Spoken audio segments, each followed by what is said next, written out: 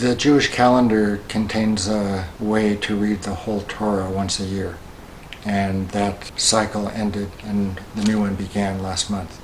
The Torah consists of the first 5 books of the Hebrew Bible. Those are Genesis, Exodus, Leviticus, Numbers, and Deuteronomy. There's a daily portion assigned to each day of the lunar Jewish year, and by following that schedule you can make your way through all 5 books every year. The first book, and the one that one begins to read at the beginning of the Jewish year, is Genesis. It contains 50 chapters. The first portion is the description of creation, and the last is the migration of Jacob, his 12 sons, and their families to Egypt, which begins 400 years of servitude in Egypt. It's the beginning of that phase of the history of the Hebrews. The first portion of the book of Genesis began last week, so we're already 1 week behind, and this week's portion is Noah. Let me briefly describe the events of the first portion of Genesis, and later in the week I'll put something together on Noah. At least for this portion, I'm going to simply go over what is included in it. Hopefully, I'll be doing a commentary on the whole book every week for the next several years, and next year I can go into more detail regarding particular episodes or ideas that are contained in the weekly portion. But for now, let me just provide a summary. So one of the objections that people have to the creation story and the Hebrew Bible in general is that the creation could not possibly have occurred over the space of 7 days. But the Hebrew word for days also could be translated as epoch or era or aeon or even stages. So if it's easier to conceive of creation occurring in 7 steps or in 7 different categories, that might be an easier way to accept the numerical application onto the process. So strictly speaking, the creation took place on 6 days, and on the final day, the 7th, that became the Sabbath, a day of rest. It's the ending of creation, the cessation. So the 7th day is the ending of creation, the cessation of work, the ceasing from work. And so strictly speaking, that is part of the whole process. So it's a very busy portion. First, it involves the story of creation. So the first of the stages, or the so-called days of creation, involved the creation of light from darkness. And the separation of light from darkness resulted in something being called day and something being called night. That's the first day. The second day was the division of the waters between the waters of the earth, which are the seas, and the water in the heavens, which is the atmosphere.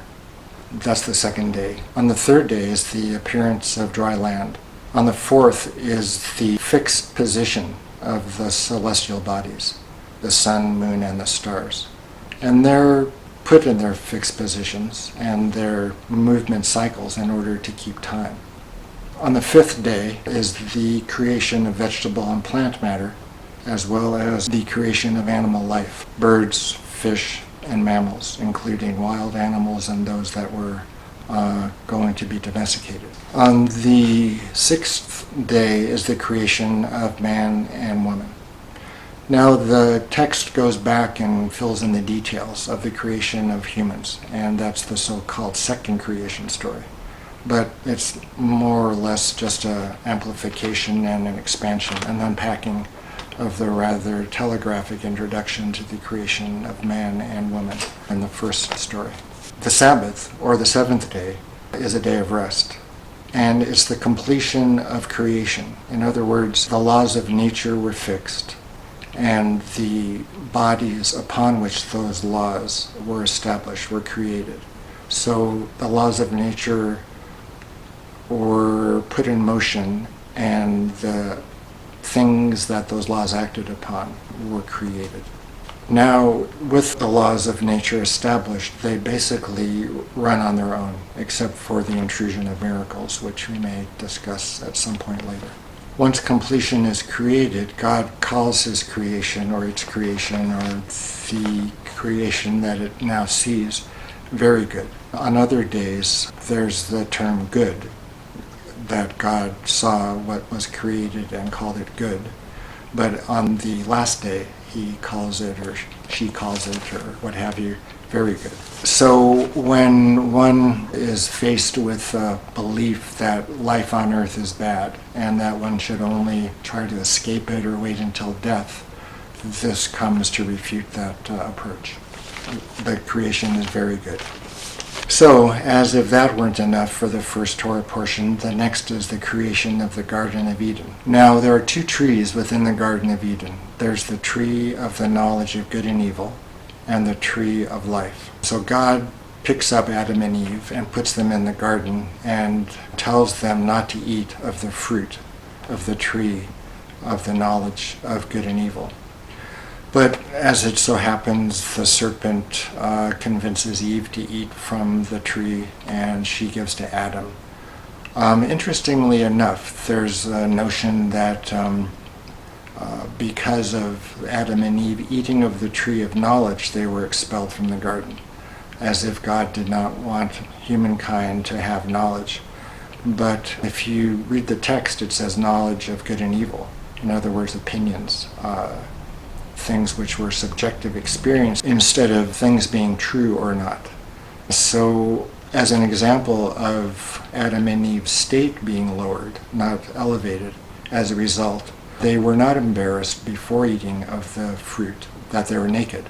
But once they ate of the fruit, they became ashamed, and they tried to hide from God and were expelled.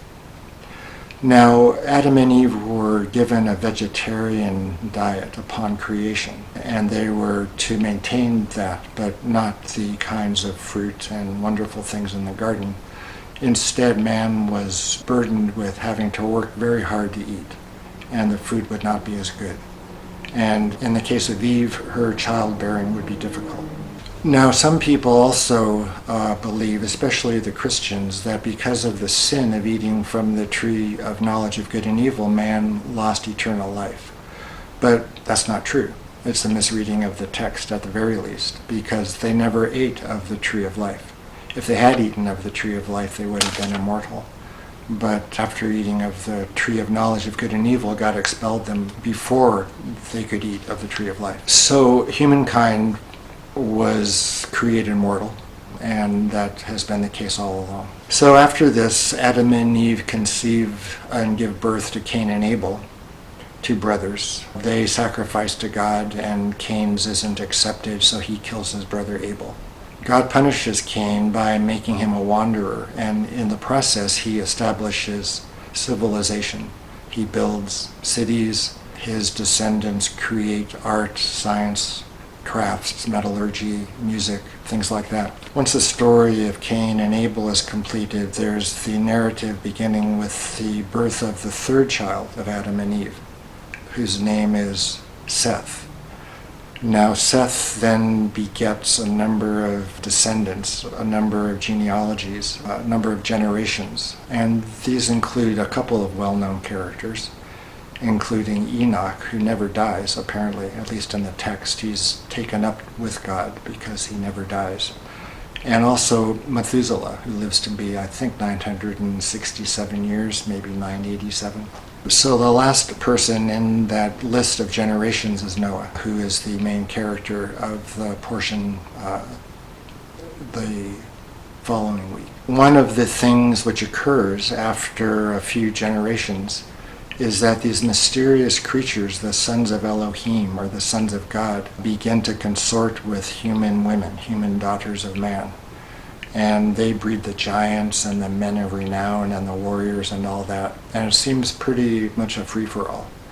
At a certain point then, out of frustration with the evil inclination of man, God decides to obliterate everything on the face of the earth and start over with Noah.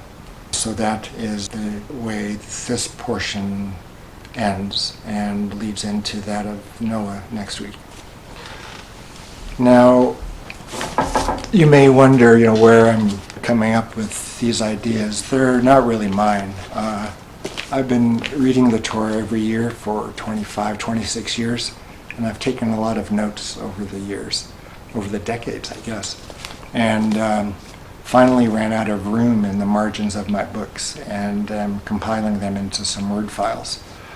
So this is the first 40 chapters. I've got 10 more to go. It's a compilation of interpretations from mostly the medieval philosophers and philologists and commentators, some moderns, but quite a few commentaries, over 20 at least. So the whole project, once it's done, should run over 1,000 pages. I doubt I'll find a publisher, so we'll probably self-publish, but just to give you a sense of the scope of the project, I thought I'd let you see it. Thanks for listening. Please like the video and subscribe to my channel. And until next time.